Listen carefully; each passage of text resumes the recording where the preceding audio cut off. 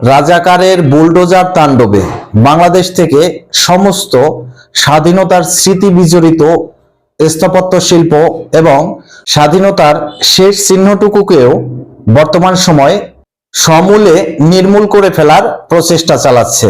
যদি একটু পিছনের প্রেক্ষাপটে ফিরে তাকান তাহলে দেখতে পাবেন মুক্তিযুদ্ধের মহানায়ক বাঙালি জাতিকে এই বাংলা ভাষা এনে দেয়া সেই সর্বকালের সর্বশ্রেষ্ঠ বাঙালি জাতির পিতা শেখ মুজিবুর রহমান তার সমস্ত ভাস্কর্যগুলোকে বুলডোজার তাণ্ডব চালিয়ে ভেঙে ফেলল।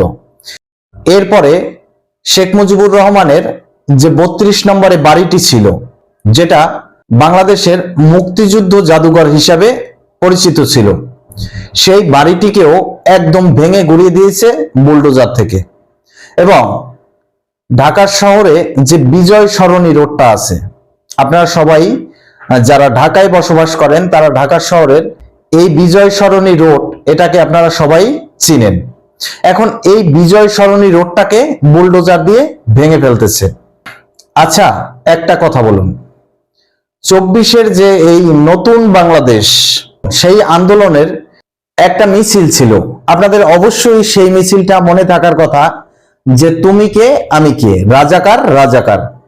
এখন 24-এর সেই আন্দোলনে আওয়ামী লীগ সরকারের পতন ঠিকই হয়েছে, কিন্তু বাংলাদেশকে যে পূর্ব পাকিস্তানে পরিণত করে দিল, বাংলাদেশের মুক্তিযুদ্ধের স্মৃতি বিজড়িত সমস্ত চিহ্নকে যে নিশ্চিহ্ন করে দিল, এ থেকে তো এটা বোঝা যায় এবং এটা বলা এখন খুব সহজ হয়ে গেছে যে তারা নিজের মুখেই নিজেদের রাজাকারিপনা স্বীকার করেছিল। যারাই বলছিল যে তুমি কে আমি কে, রাজাকার রাজাকার, আসলেই তারা রাজাকার ছিল। এবং সেই রাজাকাররা বাংলাদেশের 1971-এর স্বাধীনতা যুদ্ধকে কলঙ্কিত করে আবার বাংলাদেশকে পূর্ব পাকিস্তানে ফিরিয়ে নিয়ে গেল, যার জন্যই বাংলাদেশে এই সকল বুলডোজার তাণ্ডব হচ্ছে। এবং সেই যে বুলডোজার তাণ্ডবের একদম মহানায়ক হিসেবে দাঁড়িয়ে আছেন বাংলাদেশি রাজাকারী শক্তি জামাত ইসলাম, যারা ধর্মকে বিকৃত করে রাজনীতির নামে ব্যবসা করে, ইসলামকে বিকৃত করে। এই জামাত ইসলাম ইসলামকে বিকৃত করে তাদের নিজেদের মনের যে লালসা, আশা, আকাঙ্ক্ষা, এগুলোকে বাস্তবায়িত করার জন্য যা কিছু করার দরকার সেটাই জামাত ইসলামের দলীয় আদর্শ। এখন এই জামাত ইসলাম কি কি করতেছে বাংলাদেশে? প্রথমে যে কোনো স্বাধীনতার যে সকল স্মৃতি বিজড়িত স্থাপত্য আছে, যে সকল রাস্তা আছে, যে সকল ভাস্কর্য আছে, সেইগুলোর বিরুদ্ধে আগে মব ভাইলেন্স সৃষ্টি করে, এক সপ্তাহ আগে থেকে কিংবা 5, 7, 10 দিন আগে থেকে এই মব ভাইলেন্স সৃষ্টি করে তারপরে সরকারকে উস্কে দেয়।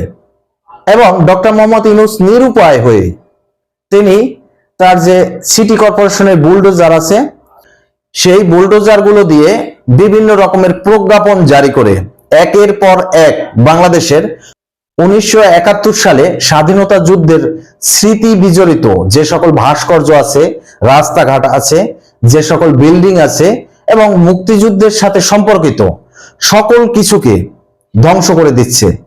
ধিক্কার জানাই সেই সকল মুক্তিযোদ্ধাদের যারা বর্তমান সময়ে এখনো মুখে আঙুল দিয়ে বসে আছেন এবং বাংলাদেশের এই সকল রাজাকারদের বুলডোজার তাণ্ডব সহ্য করে আছেন। বর্তমান সময় ডক্টর মোহাম্মদ ইউনূসের যিনি মুক্তিযোদ্ধা পরিষদের উপদেষ্টা আছেন, ধিক্কার জানাই তাকে। তিনি বর্তমান সরকারের শাসন ক্ষমতায় থেকে কিভাবে মুক্তিযুদ্ধের স্মৃতি বিজড়িত যে সকল ভাস্কর্য, রাস্তাঘাট, যে সকল বিল্ডিং সবকিছু ধ্বংস হয়ে যাচ্ছে এবং তিনি সেগুলো বসে বসে সহ্য করছেন। আপনারা কি আসলে মুক্তিযোদ্ধা ছিলেন নাকি ভুয়া মুক্তিযোদ্ধা? যেটা আওয়ামী লীগের আমলে অনেক হাজার হাজার ভুয়া মুক্তিযোদ্ধা হয়েছে চাকরি বাকরি পাওয়ার জন্য, ভাতা পাওয়ার জন্য। আমি বলবো আপনি কি সেরকমের ছিলেন? বাংলাদেশের অন্তর্বর্তীকালীন সরকারের যে মুক্তিযুদ্ধ বিষয়ক উপদেষ্টা আছেন, আপনি যদি ভুয়া মুক্তিযোদ্ধা না হয়ে থাকেন, আপনার ভিতরে যদি সেই মুক্তিযুদ্ধের স্মৃতি থাকে, মুক্তিযুদ্ধ আপনি যদি করে থাকেন, তাহলে মুক্তিযুদ্ধের স্মৃতি বিজড়িত যে সকল স্থাপত্য শিল্প, যে সকল ভাস্কর্য, যে সকল রাস্তাঘাট আছে, সেগুলো জামাত ইসলাম তাদের রাজাকারী শক্তির মাধ্যমে মব ভাইলেন্স সৃষ্টি করে একের পর এক যে ধ্বংস করে চলেছে, আপনি কেন মুখে আঙুল দিয়ে বসে আছেন? প্রশ্ন থাকবে বাংলাদেশের হাজার হাজার মুক্তিযোদ্ধাদের, যারা অরিজিনাল মুক্তিযোদ্ধা, তাদের প্রতি। কারণ ভুয়া মুক্তিযোদ্ধার অভাব নাই। হ্যাঁ, এটা স্বীকার করছি যে বাংলাদেশে মিনিমাম 25% ভুয়া মুক্তিযোদ্ধা আছে, কিন্তু 75% তো অরিজিনাল মুক্তিযোদ্ধা আছেন।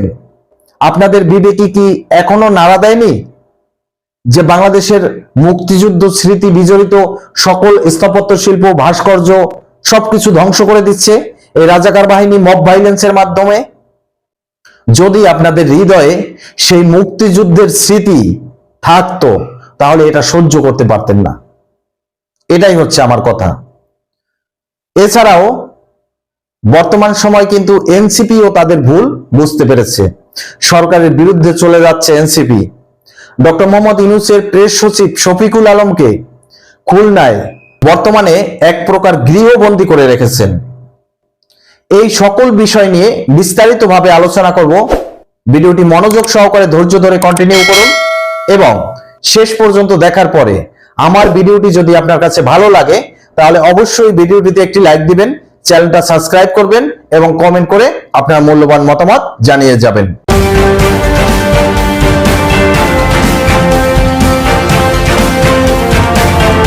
বলছিলাম দর্শক, জামাত ইসলাম নামে যে সকল রাজাকারী শক্তি বাংলাদেশে বর্তমান সময় উত্থান পেয়েছে এবং তারাই বর্তমান সময় বাংলাদেশে মব ভাইলেন্সের মাধ্যমে ডক্টর মোহাম্মদ ইউনূসকে এই সকল রাজাকারীপনায় সঙ্গ দিতে বাধ্য করছে, সেই জামাত ইসলামের কথা।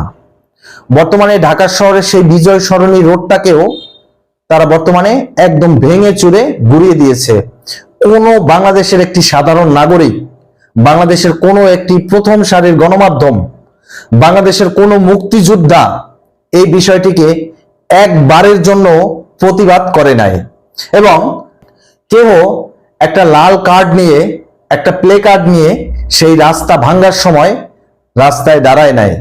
ধিক্কার জানাই এই সকল বাঙালিদের, এই সকল মুক্তিযোদ্ধাদের ধিক্কার জানাই যারা স্বাধীনতাকে ভুলে গেছে বাংলাদেশের, যারা বাংলাদেশের স্বাধীনতার সকল স্মৃতি মুছে দিতে চাইছে। ধিক্কার জানাই তাদেরকে। আপনাদের বিবেকে কবে নাড়া দেবে যে বাংলাদেশের স্বাধীনতার সাথে জড়িয়ে আছে আমাদের সমস্ত অস্তিত্ব এবং আমাদের সার্বভৌমত্ব? তো সেই স্বাধীনতাই বাংলাদেশের ধ্বংস হয়ে যাচ্ছে, আর আপনারা মুখে আঙুল দিয়ে চুপ করে বসে আছেন। কেউ একটা কথাও বলেন নাই, কেউ কোনো প্রতিবাদ করেন নাই। এটাই কি বাঙালি জাতি? শেখ হাসিনা সরকারের অনেক ভুল থাকতে পারে, শেখ হাসিনার বিচার করেন, ফাঁসি দেন, যা করেন আওয়ামী লীগের, কোনো কিছু বলার নাই, কিন্তু বাংলাদেশের মুক্তিযুদ্ধকে এইভাবে কলঙ্কিত করছেন। বিজয় সরণি রোডটা, এই রোডটা কেন বিজয় সরণি নামকরণ করা হয়েছিল?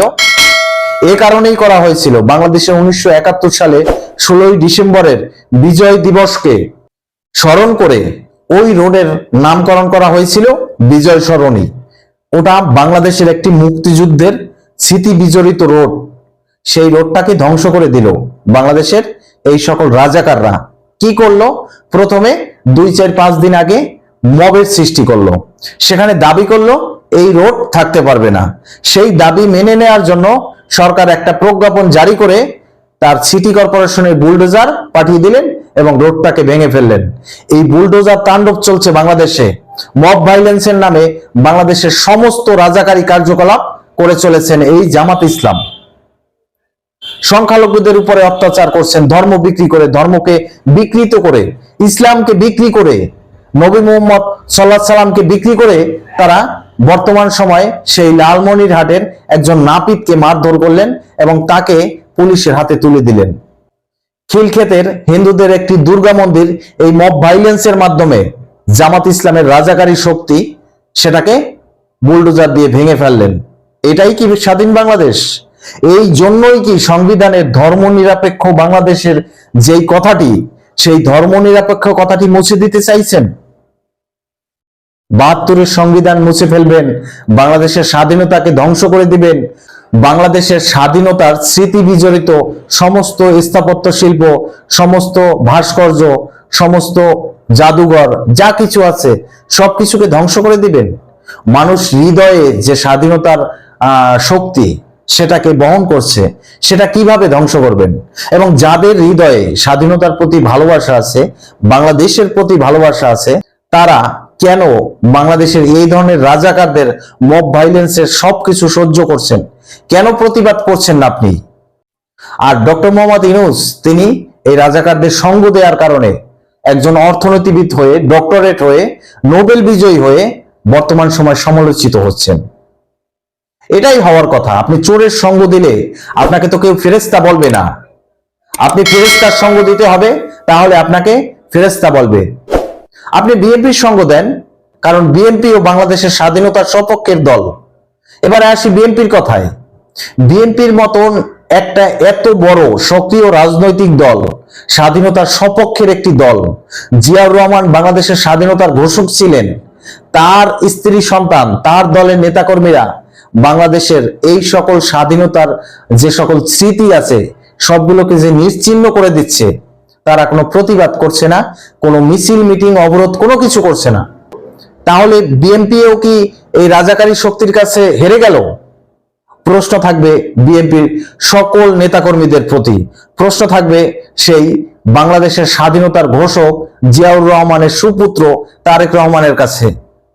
কেন তারেক রহমান সাহেব আপনি একের পর এক বাংলাদেশের স্বাধীনতা বিজড়িত যেই সকল স্মৃতিস্তম্ভ আছে, যেই সকল ভাস্কর্য আছে, যেই সকল জাদুঘর আছে, সেইগুলোকে যে ভেঙে ফেললো? এগুলো তো রাষ্ট্রীয় সম্পদ ছিল, এগুলোর সাথে মুক্তিযুদ্ধের অনেক স্মৃতি মিশেছিল, এগুলোকে ধ্বংস করে দিল। আপনার বাবা বাংলাদেশের স্বাধীনতার ঘোষক ছিলেন, আপনার শরীরের ব্লাড কি একবারও কথা বলে নাই যে আমি এটার বিরোধিতা করি? আমার দলের নেতাকর্মীদের বিরোধিতা করার জন্য আমি তাদেরকে বলে দেই, তারা আন্দোলন অবরোধের মাধ্যমে বাংলাদেশের এই সকল রাজাকারদের একদম ঠান্ডা করে দিত। কই, বিএনপির সকল নেতাকর্মীরা তারাও তো মুখে আঙুল দিয়ে বসেছিলেন।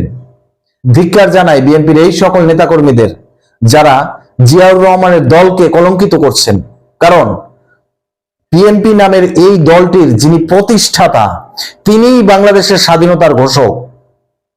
এটাও বিএনপির মাথায় রাখার কথা ছিল, তো সেটাও বিএনপি করলো না। এবার আসেন বাংলাদেশের ছাত্রদের কথা। বাংলাদেশের এই সকল ছাত্র সমন্বয়করা এখন নিজেদের ভুল বুঝতে পেরে গেছে। তারা এটা বুঝে গেছে যে তাদেরকে ব্যবহার করে রাজাকারী শক্তি বর্তমান সময় বাংলাদেশটাকে লুটে পুটে খাচ্ছে। বাংলা মায়ের বুককে চিরে তার ভিতর থেকে রক্ত বের করে পান করছে। এরাই হচ্ছে জামাত ইসলাম। ডক্টর মোহাম্মদ ইউনূসের প্রেস সচিব শফিকুল আলম, ডাস্টবিন শফিক, তাকে গৃহবন্দী করে রেখেছে খুলনায়। সেখানে যৌথ বাহিনী বলেন, পুলিশ বলেন, সেনাবাহিনী বলেন, যারাই যাচ্ছে কোনো খানা নাই। কারণ বর্তমান সময় এনসিপি তথা ছাত্র সমন্বয়করা তাদের নিজেদের ভুল বুঝতে পেরেছে। যে খাল কেটে তারা কুমির এনেছিলেন, সেই কুমির তাদেরকেই ভক্ষণ করতে চাইছে। ডক্টর মোহাম্মদ ইউনূস অনেকগুলা দিবস বর্তমান সময় সংবিধানে সংস্কার করে ফেললেন। জুলাই আগস্টের সেই যে ঘোষণাপত্রের মাধ্যমে 5 তারিখকে গণ অভ্যুত্থান দিবস, 8 তারিখে নতুন বাংলাদেশ দিবস, তারপরে তিনি যেদিন শপথ নিলেন সেই দিনটাকে ইউনূস দিবস করা উচিত ছিল। তাহলে তার এই যে সংস্কার সেটার পূর্ণ মাত্রায় সুন্দর একটা রূপ পেত। বেশি কিছু বললাম না। বাংলাদেশের এই সকল রাজাকাররা তোমরা অতি শীঘ্রই তোমাদের পতন নেমে আসতে চলেছে। বাংলাদেশের সমস্ত মুক্তিযোদ্ধাদের আমি আহ্বান করছি, আর যেন বাংলাদেশের কোনো মুক্তিযুদ্ধের স্মৃতি বিজড়িত কোনো স্তম্ভ, কোনো ভাস্কর্য, কোনো স্থাপত্য শিল্প, কোনো জাদুঘর আর জানি বিনষ্ট না হয়। তাহলে কলঙ্কিত হবে আপনাদের সেই মুক্তিযুদ্ধ, এবং কলঙ্কিত হবেন আপনারা, কলঙ্কিত হবে আপনাদের পরবর্তী প্রজন্ম। তো প্রিয় দর্শক, দেখতে থাকুন পরবর্তী প্রেক্ষাপটে কি হয়। জামাত ইসলাম নামের এই রাজাকার বাহিনী মব ভাইলেন্সের মাধ্যমে বাংলাদেশটাকে কোন পরিস্থিতিতে নিয়ে যায়, যা কিছু হয় সবকিছু নিয়ে আমি থাকবো আপনাদের সাথে। আজকের এই পর্যন্তই শেষ করছি, পরবর্তীতে নতুন কোনো ভিডিও নিয়ে আসবো। সেই পর্যন্ত ভালো থাকুন, সুস্থ থাকুন, আল্লাহ হাফেজ।